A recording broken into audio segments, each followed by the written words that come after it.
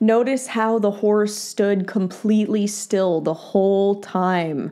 Ah, I love it. I love to see good trainers. Oh my God.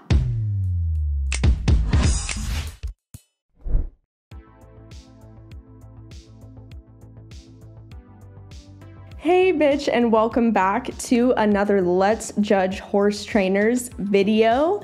If you guys are new to this series, this is basically a video series where I react and judge other horse trainers that are online.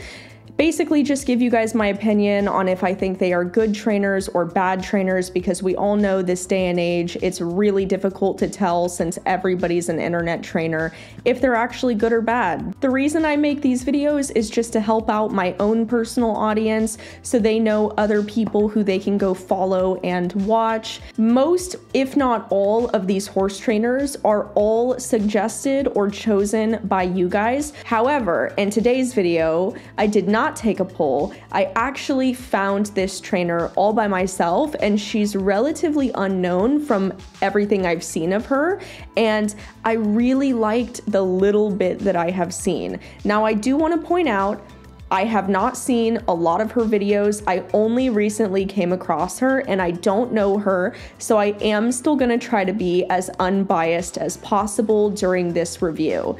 Not to mention that I am only reacting to one or two of this trainer's videos, so they could have other videos that are worse or other videos that are better. This is simply just my opinion based on the videos that I watch. But you guys, before we get into this, I have to say a huge thank you to this video's sponsor, which of course is Dossier. As you guys know, every single perfume that I have is by Dossier, and they are one of the best sponsors.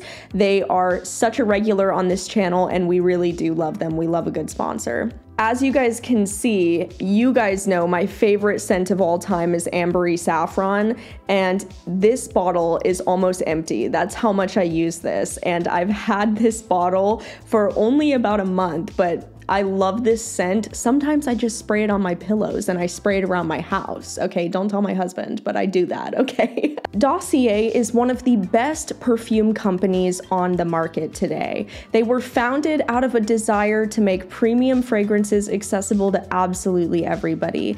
Dossier really does have luxury perfumes for such inexpensive prices. Most of their perfumes are $29 and up. I'm not even kidding you guys. I'm very picky when it comes to perfumes, but I have not met a single perfume that I did not like from Dossier.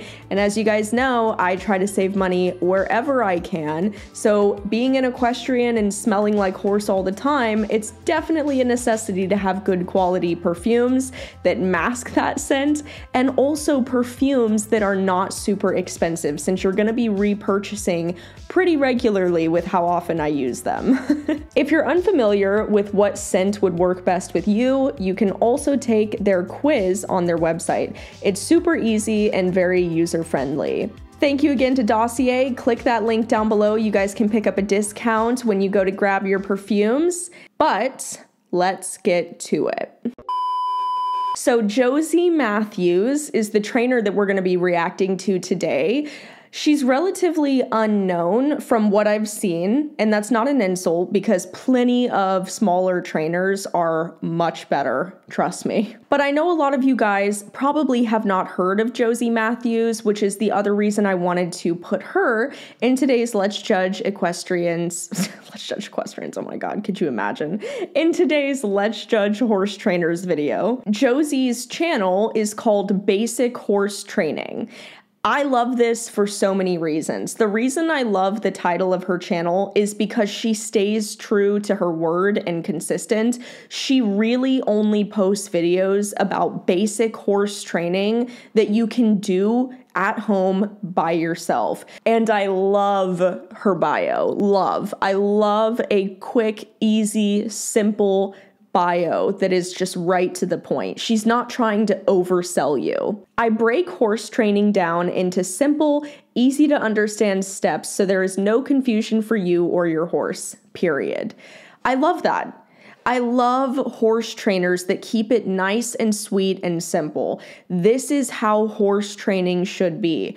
I tell people all the time, the more somebody talks and hypes up their training or has long bios, the more they're probably full of shit. So the first video that we're going to be reacting to is Groundwork for Horses, the first thing I teach. Hi, it's Josie, and I'm here today to show you one thing that you need to teach your horse to get him to do anything for you.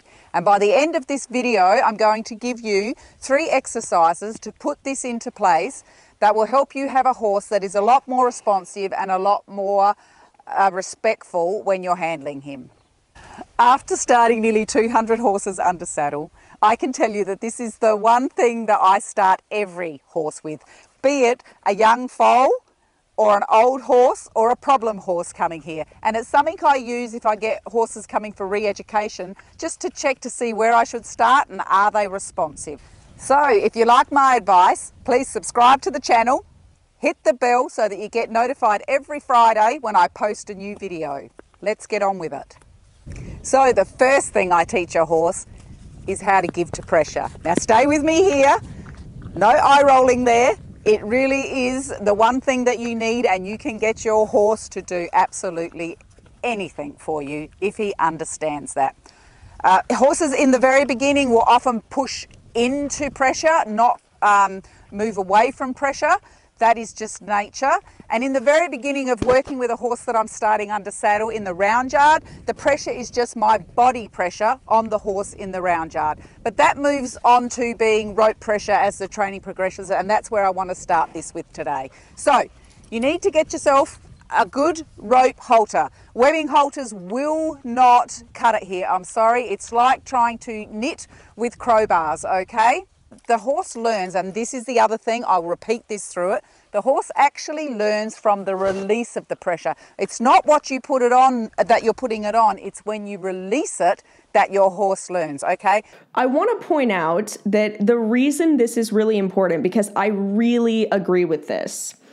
It's very important when you're starting to work with horses or even restarting horses that haven't been started correctly, that you establish guidelines and boundaries and just a basis for communication. So one of the biggest ways that horses communicate with each other is through body language and pressure and release. You see this all the time in the wild and natural herd environments where horses will give pressure and other horses will give release. This is one of the biggest ways that horses communicate with each other. So once you establish some sort of foundation for communication with your horse, it makes training so much easier whenever you do anything else. That's one of the reasons why it's really important to start out with what she's doing right here. I want this horse to give to pressure. The first thing I'm going to teach him, is Spider, is to drop his head. So the horse has a very softish spot up here on the pole, okay? And that's where the pressure of the top of the halter here is going to go. And all you need to do with your horse is get your rope and just put some downward pressure, and he should follow the feel of the pressure. I'm sorry, he wants to play with my hand. Spider, we're filming.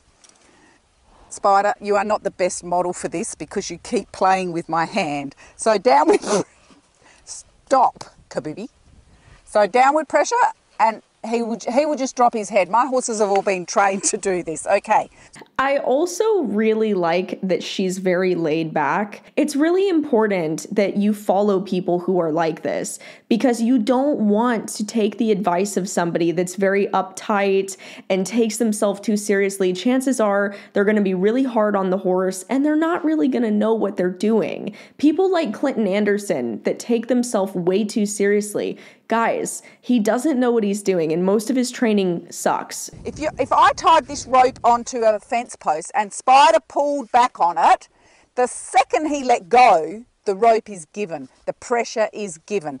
If I tied him onto a fence post that could pull, he was pulling and the fence was pulling. When he gives, the rope isn't given. If it's a fence post, the rope is given. So they talk about timing and feel, and that's all good, but if you can just remember not to pull but to be a fence post, you won't have to worry about timing and feel. The horses have it. If you have a difficult horse, if your horse is pulling back against the pressure when you're trying to put downward pressure, just try and hold. I lock my elbow into myself and set my core and just hold until the horse gives, okay? Even if he lifts you up, try and keep the pressure on till the split second he gives.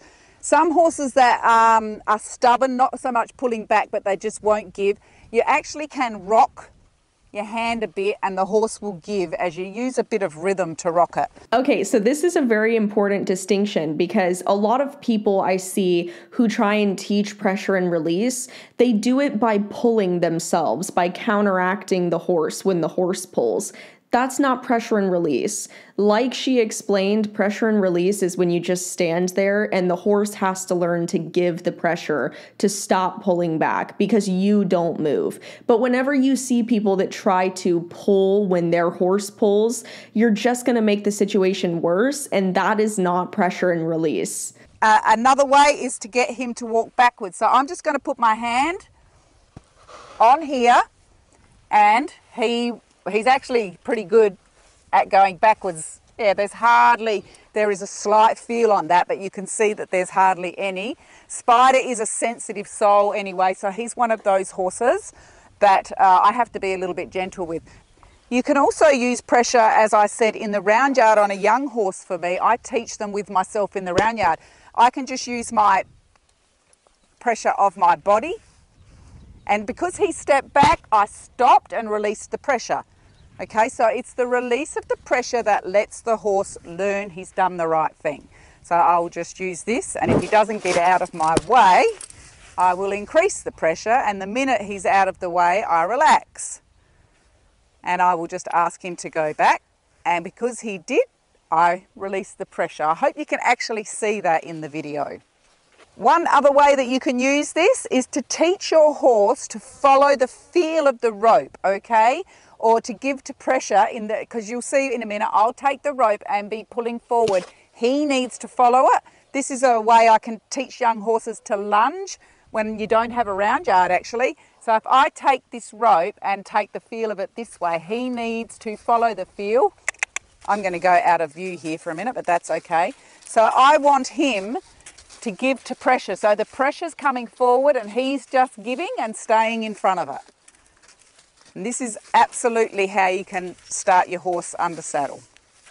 I love how simplistic she makes everything. She makes it very easy for the average person to understand, and not only understand, but replicate her methods. This is the type of trainer you want to follow. You don't want to follow trainers that are confusing, that they say, oh, you need a lot of experience to do this or whatever. If you need a lot of experience to do something and it's a very basic task, don't listen to that trainer. It's one thing if you need your horse completely restarted because your horse has major issues, but basic stuff should be simple and easy to understand. We're gonna watch another one just because she's so good.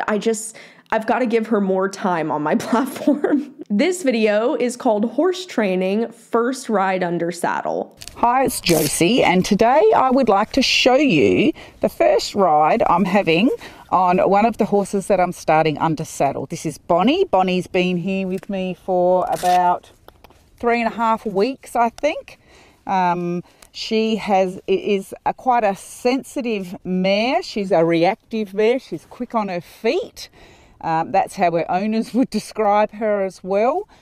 I've done all the groundwork with her and helped her to work out how to manage her flight reflex. So rather than just taking off and bolting and bucking, she's able to think herself through a situation when she gets a little bit worried by something. She had a lot of problems with anything behind her. That was her biggest fear. Anything behind her would make her tuck her bottom and run, and anything above her would make her tuck her bottom and run. So I just thought I'd show you the first sit on her. I'm going to go through, I've done all of my groundwork with her before I've gotten on her now. She's had her work done. I've done all my pre-flight checklists so that I know that to the best of my ability, I've got this mare ready for someone to sit on. Things can still go pear-shaped no matter how much work you put into them.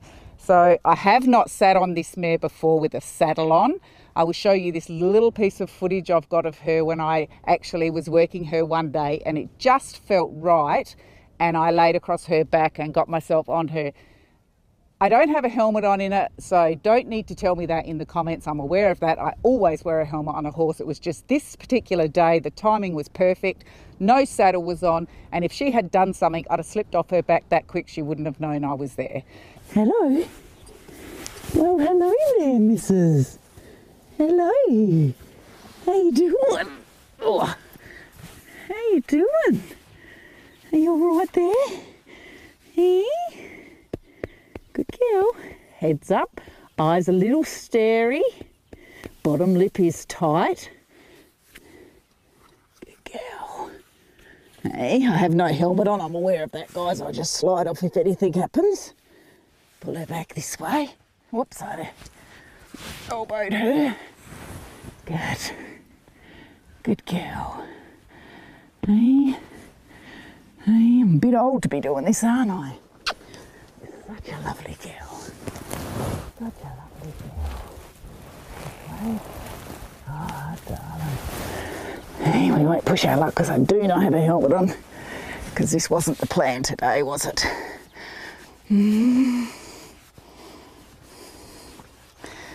Good girl. Good girl. Hey. Good. Okie dokie, that's you done. What a clever girl. So what we're going to do, we've done all the groundwork. I love her so much. Oh my God. Just every video of hers that I see, I just love her more and more. Firstly, a few things I want to point out. I like the fact that she is wearing protective gear. Anytime you're riding a horse for the very first time, and this is the horse's very first ride, please wear proper protective gear. Now, I'm not going to fault her for wanting to lay on her horse's back that time that she just showed without the saddle, because, I mean, trust me, I'm sure plenty of people do that. She didn't ask the horse to ride around or anything. There's a huge difference between riding a horse that's never been ridden for the first time without a helmet versus just laying on their back because they're nice and calm and you've put in the proper groundwork. But one thing I wanted to say is this is how it should look. A lot of people ask me, because I fault people all the time who are breaking in horses, because they think that by strapping a saddle onto the horse and then them jumping onto the horse's back and running the horse around while it's bucking and kicking and they're whipping the horse and the horse is biting, they think that that is an appropriate response to a horse's first ride. No, it's not. The way that that horse reacted when she laid on the horse's back for the very first time, that's exactly how a horse that has been properly trained should respond. And I absolutely hate it when I hear people say otherwise, because if your horse is running around bucking, kicking, freaking out the first time he's ridden or she is ridden, you are moving way too quick. And your horse probably doesn't have the proper training or foundation in order to be ready for those next steps. The first time I ever rode Link, he was as cool as a cucumber. Calm, cool, collected. I had no problems. I actually rode him bareback in a rope halter the very first time. Never had any problems. And that's exactly how it should be. I do use something to get on them because at my age it's very hard for me to pull myself up there, and I also absolutely hate pulling on their back. So she's had everything done, so I can just tap and bang things, and she should be reasonably relaxed about it. Shouldn't you? Hey, good girl. That's what you'll see me doing. So I'm going to just bring this in, step up on this. The first day I jumped on her back, I did do it from here. I just jumped up, but don't tiptoe around your horses. They need to know you're here, and you need to be able to touch them everywhere. If you can't touch them everywhere and they can't be relaxed, then you shouldn't be getting on them. So I'm going to just go through. I can pull on my stirrup. She knows I'm here. Notice how her horse is standing completely still and calm and relaxed while also paying attention to her at the mounting block. Again, Huge green flag here, you guys. You want to see horses that are calm and relaxed standing still at a mounting block. This means the horse has had some serious foundation training, serious groundwork. Okay, the fact that this horse has never been ridden before and is standing still at a mounting block. I've got lateral flexion on this mare, so I'm going to bring her nose this way. I'm going to put my foot in the stirrup and I'm going to pretend I'm getting on her, and she already went like that, and when she relaxed there, I'll just take it off. Good girl. I'll do that again. She's going to be fine. I'm going to get myself up into the saddle. Good, I've kept her nose here. I need to be able to touch her all over with me here. Good. Going to get myself down and out of the saddle, and I'm going to give the horse a break. Notice how the horse stood completely still the whole time. Ah, I love it. I love to see good trainers. Oh my God. Come around this side and do it. Good girl. You should work both sides of your horse. You're going to get my best view in a minute. Good girl. All right, foot up in the stirrup. Just bring her nose this way. Make sure my toe doesn't stick her. Hop up and down. She's good. Good girl. Bring her nose back around here. Get my foot in the stirrup in the right spot. I turn so that I don't dig her in the belly, and up I get on this side. Touching her everywhere. Get myself down again. Good girl. Very good girl. Good girl. Yeah. Okay, head back around this side. Now the only problem with using something to mount from is it's there when you get on them. And your first step, I usually like to move the horse's hindquarters away, but you have to be careful that they don't trip on it. Oh, good girl. Good girl. Okie dokie. Got her nose this side. I'm going to keep it this side. Whoops, what's happened with that? There we go. So that she can, if she went to move now, she would spin away from me, not over the top of me. Hop up. Good girl. Leg over. Hey, good girl. So this is the first time I've sat on her with a saddle, and the time before she was bareback.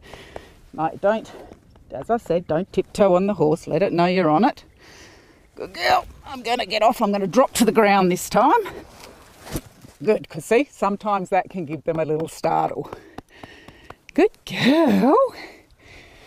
Good girl. It just makes me so happy. It makes me so happy to see trainers that really are good trainers that don't damage their horses by starting them incorrectly or wanting to have these outrageous responses for that eye-catching thumbnail, you know? It's really wholesome to see trainers that actually treat horses right, and not only treat horses right, but teach other people how to treat horses right. These are the types of trainers that we need to be putting on pedestals so more people in the horse world can follow them. And then there's going to be a lot less horse abuse when people actually start learning from responsible people. Good. Okie dokie. Bring her nose back around here. Good girls. This is all stuff she's done on the ground. So I've taught the horse all of this before I get on her, so she knows the answers to my questions. My foot in here, I can touch her everywhere. When I bring her nose back this way in a minute, when they see you out of the right eye or the other eye, the opposite eye to what you got on, they can have quite a fright. So I sit backwards in case she gets a fright. And now I'm just going to bring her this way. Good girl. Yeah, good girl. That's a girl. I'm not sitting on her like being quiet. I'm moving in the saddle. She knows I'm here. She needs to know I'm here. Good girl. Just check my lateral flexion again to the left. Good girl. Whoops, I've got my raincoat here. Hang on a minute. To the right. I've got the halter on her as well, just in case I need to help her with something. Good girl. So now I'm going to tip her nose to me and put my left leg on and see if I can move that left hind leg underneath her like that. The left hind went under. I've taught her this on the ground. Good girl. Good girl. Good girl, aren't you? Hey, let's see if I can move her shoulders to the right. Yes.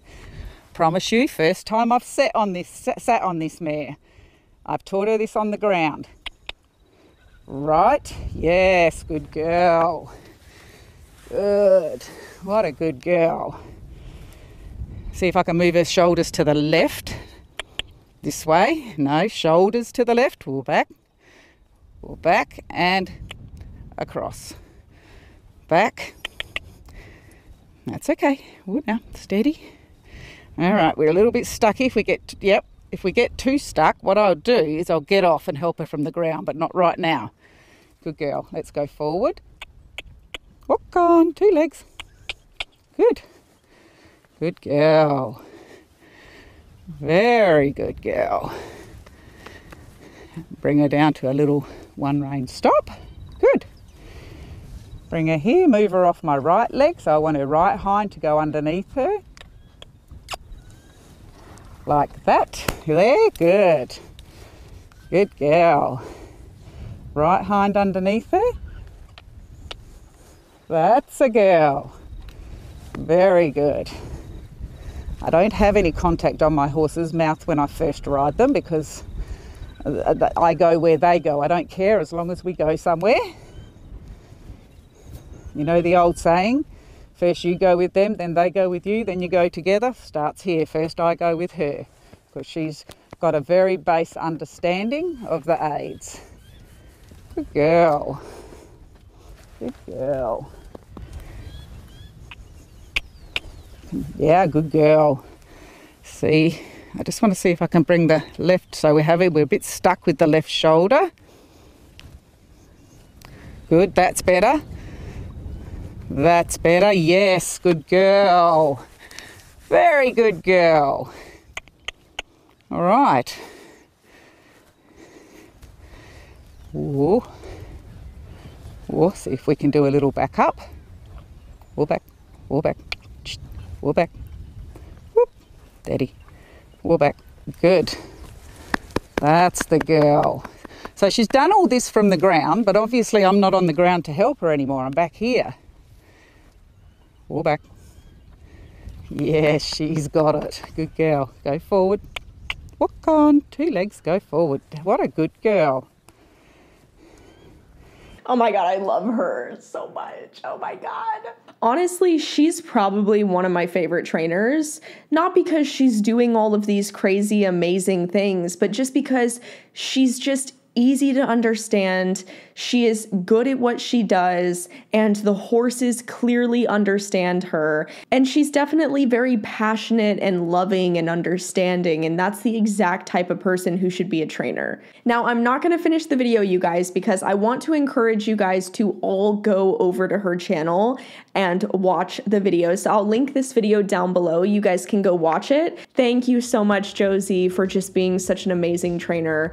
I mean, I know that you probably don't think that you're doing too much, but you really are changing the lives of a lot of people and the way that they perceive animals and horse training as a whole. Because a lot of people perceive horse training to be this really violent process. And I love that your videos show people that it doesn't have to be that way and that it also doesn't have to be complicated. Also, a massive thank you to Dossier for sponsoring today's video. Don't forget to check them out. They're going to be the first link down below. I love you guys. Let me know your thoughts and opinions in the comment section. But as always, I will see you in my next video. Bye.